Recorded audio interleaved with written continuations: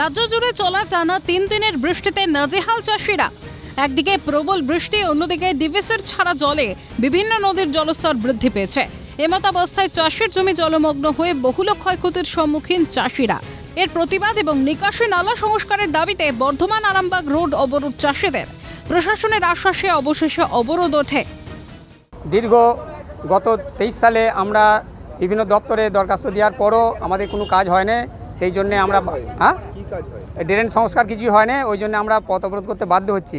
এই কারণে কয়েক হাজার বিঘে জমি আমাদের জলের তলায় এবং গ্রাম পর্যন্ত জল সংলগ্ন হয়ে গেছে, গ্রাম এবার ডুববে।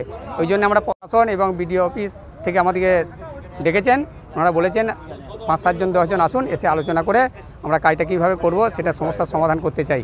আমরা চাইছি দুদিকে যেন ড্রেনগুলো ক্লিয়ার হয়ে যায়, যেন জল নিকাশি ব্যবস্থাটা যেন সুস্থভাবে হয়, আমাদের যেন চাষিদের দুরবস্থা থেকে যেন আমরা বেঁচে থাকি। দক্ষিণ 24 পরগনার সুন্দরবন, গোসাবা সহ একাধিক জায়গায় ভারী বৃষ্টিপাতের জেরে সবজি চাষে ব্যাপক ক্ষয়ক্ষতি হয়েছে।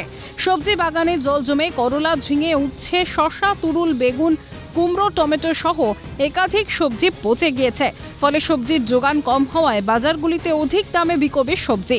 লাভের মুখ দেখতে পাবেন না আশঙ্কা চাষিদের। বাগান বাড়ি ক্ষতি হয়েছে, বাগান বাড়ি নষ্ট হয়ে গেছে, ফসল তুলতে পারিনি ভালো, আমাদের লাভ ভালো হয়নি, একটু লস হয়েছে। প্রতি বছরে মাঝে মাঝে এরকম হয়, বাগান ক্ষতি হয়, বাগান নষ্ট হয়ে যায়। নদী তীরবর্তী হওয়ায় উলুবেড়িয়ার একাধিক গ্রামে চাষের জমি জলমগ্ন হওয়ায় নাজেহাল চাষিরা। কেউ কেউ আবার লোন নিয়ে চাষ করেছিলেন। সবজি বিক্রি করে সেই টাকা দিয়েই লোন মেটানোর কথা। সবজি নষ্ট হয়ে যাওয়ায় সেই রাস্তাও বন্ধ, ফলে মাথায় হাত চাষিদের। শসা, লাউ, পটল সব ডুবে শেষ হয়ে যাচ্ছে, ধান সব জলের তলায়। অতি বর্ষণের ফলে বাঁকুড়ার চিত্রটাও ঠিক একই। নদী নালার জলস্তর বাড়ায় চাষবাসে ব্যাপক ক্ষয়ক্ষতির সম্মুখীন চাষিরা। এমতাবস্থায় ক্ষতিগ্রস্ত চাষিদের কি কোনো সরকারি সাহায্য মিলবে? প্রশ্ন ওয়াকিবহল মহলের। রাজেশ খান, হরিপদ মণ্ডল, মনোজ রায় এবং স্বরূপ রায়ের রিপোর্ট, ক্যালকাটা নিউজ।